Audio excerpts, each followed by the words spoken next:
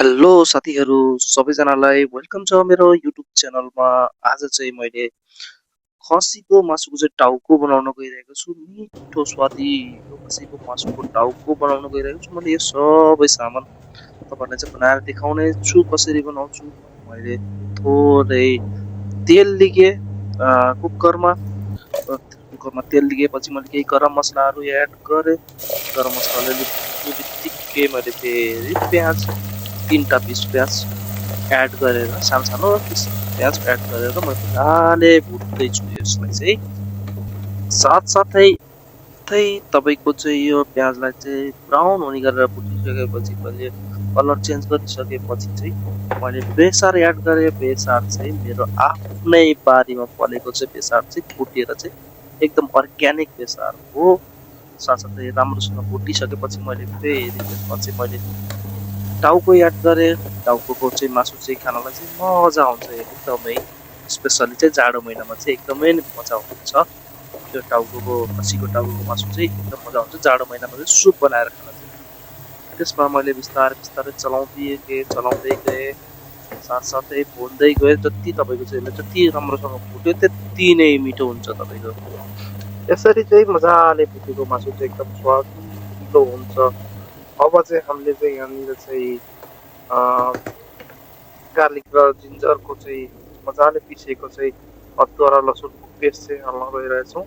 मैले चाहिँ यसलाई चाहिँ मजाले पलामे ओखलमा मजाले पिसेको हो र यो पिसेर मजाले भुट्छु। एकछिन भुटिसकेपछि चाहिँ राम्रोसँग भुटिसकेपछि फेरि बिस्तारै बिस्तारै चाहिँ मैले अरू इन्ग्रिडियन्ट्सहरू पनि एड गर्दै जानेछु। तपाईँहरूले अगाडि भिडियोमा देखि नै हाल्नुहुन्छ।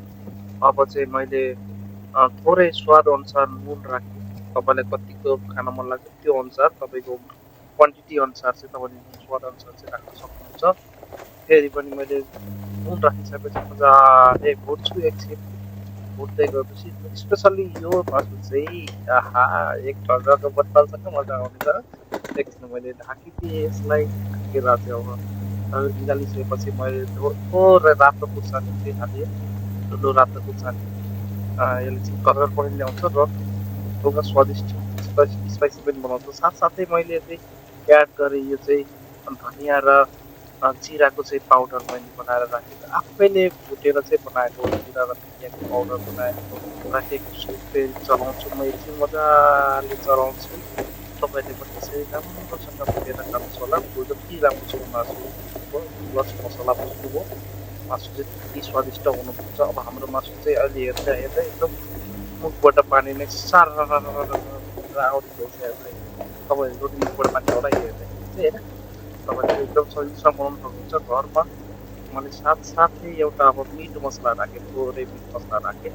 म चाहिँ तपाईँहरूले चाहिँ मसला धेरै राख्यो भन्नुहुन्छ होला। मलाई चाहिँ मसला अलिक बढी, मसला चाहिँ अलिक बढी खाएको चाहिँ मनपर्ने भएर चाहिँ मैले अलिक बढी नै एड गरेको छु। तपाईँहरूले आफ्नो स्वाद अनुसार राख्न सक्नुहुन्छ। साथसाथै मैले 3टा पिस टमाटर काटेर राखेको थिएँ पहिले नै, त्यो एड गरिदिन्छु र टमाटर काटेर राखेको एड गरिसकेपछि मजाले चलाउँछु। म चलाउँदै जान्छु, चलाउँदै गएपछि एकचोटि ढाकिदिन्छु। अब चाहिँ हाम्रो यो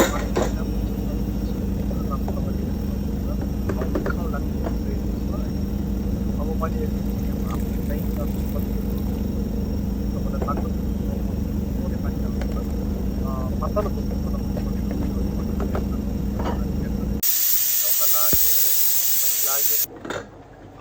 मैले चाहिँ यसमा 4 देखि 5 सिटी लगाएँ।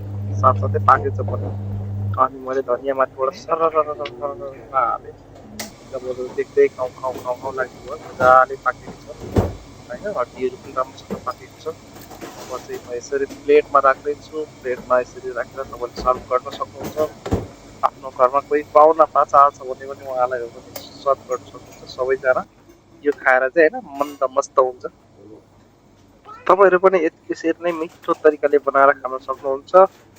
अब म चाहिँ अब यो देखिसकेपछि एकछिन पनि रोक्नु मन छैन, ज्याम दिइहाल्ने, अब ग्याम पारेर खाइदिइहाल्ने क्या। अबदेखि अब एकचोटि टेस्ट नगरिकन त कहाँ मजा आउँछ र। धन्यवाद सबैजनालाई मेरो भिडियो हेरेर यहाँसम्म आइदिनु भयो। सबैजनालाई धन्यवाद।